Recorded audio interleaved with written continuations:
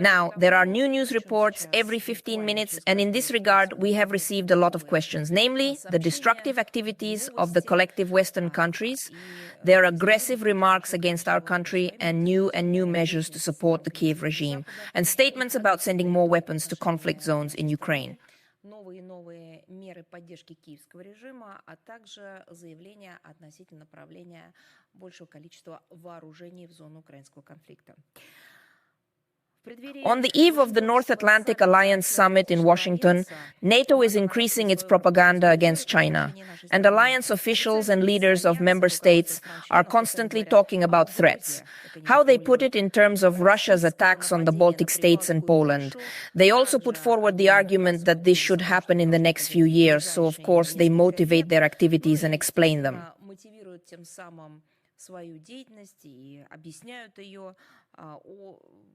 Therefore, they all need to prepare for this so-called Russian threat.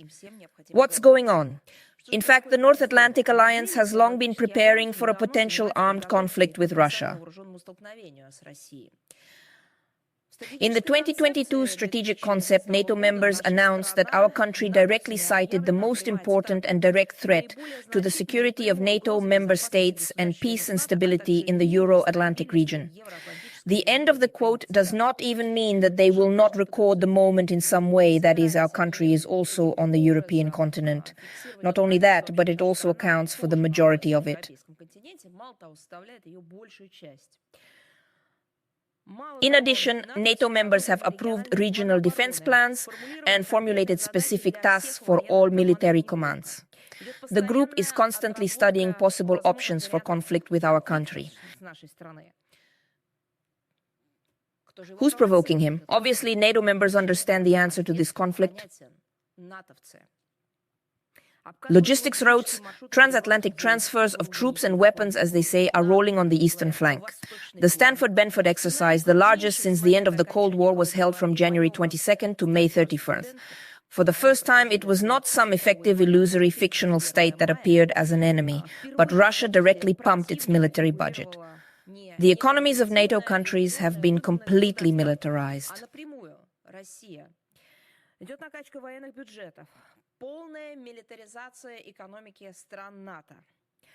We would like to emphasize once again that there are no aggressive plans against NATO. Its members, Russia did not and did not. But at the same time, we clearly understand that NATO has them.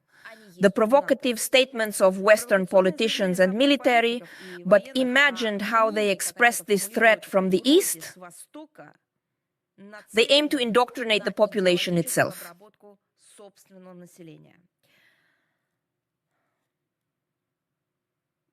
We know very well that Washington does not need a peaceful Europe. The concept of controllable chaos has gone too far. Now, deep state thinkers in the United States of America, it really needs more blood. They need to fill the continent with it.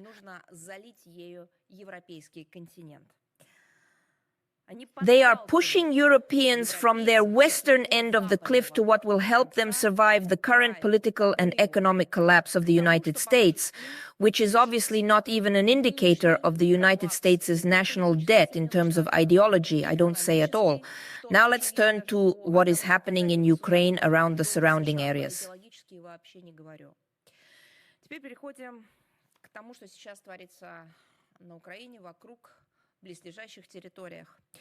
Another terrorist attack by militants in the Kiev regime against Russian journalists has just been announced. According to the current data, they are performing their professional duties in the performance of their official duties. According to some information, this keyword is targeted shelling and drone ammunition, but this will be confirmed by law enforcement agencies. According to the existing facts, the reporter NTV was seriously injured.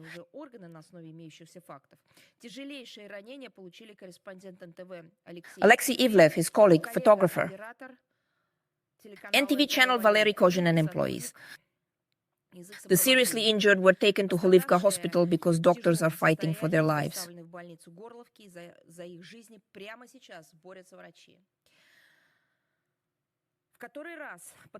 Representatives of the Russian media press are once again at the mercy of the Nazi regime in Kiev. At the same time, there is no authoritative international structure, first and foremost UNESCO, and now the last one is BNE, because this structure itself is completely disc.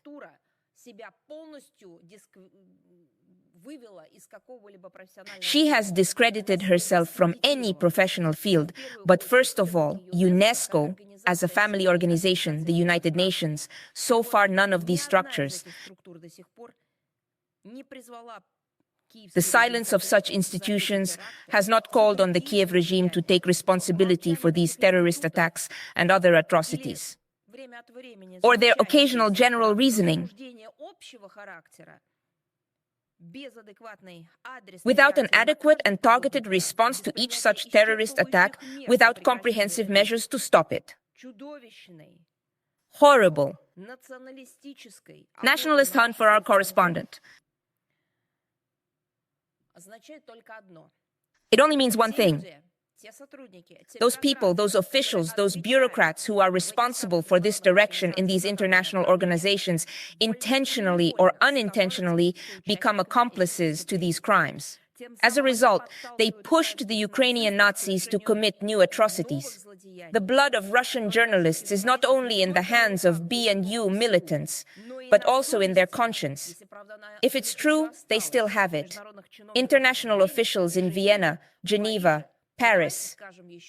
Ask, for example, in New York, I hope that at least now at the briefing, the representative of the Secretary General, Mr. Dujarric, will not be without comments on this topic, and they will find the strength to say who attacked.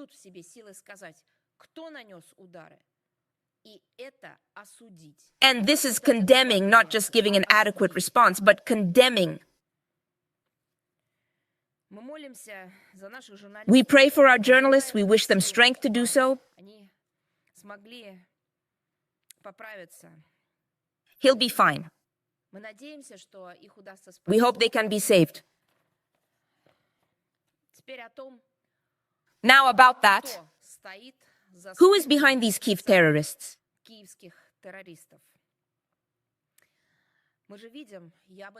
We see, I said that. From the beginning, the West continued to work hard to escalate the conflict. It is precisely the terrorist activities of the Kiev regime that rely on any means of war against civilians. The Anglo-Saxons openly incited the Kiev regime to carry out barbaric terrorist attacks, apparently destruction. They are not enough. They are asking the Kiev regime more. They encourage direct strikes. Deep in Russia, even that's not enough for them. Now Washington and London have begun planning massive sabotage. Look, on June 8th, the British tabloid Daily Express wrote that if Moscow succeeds or wins militarily in Ukraine, Zelensky's military junta will directly quote terrorist activities in Russia, including bombing schools and other civilian facilities.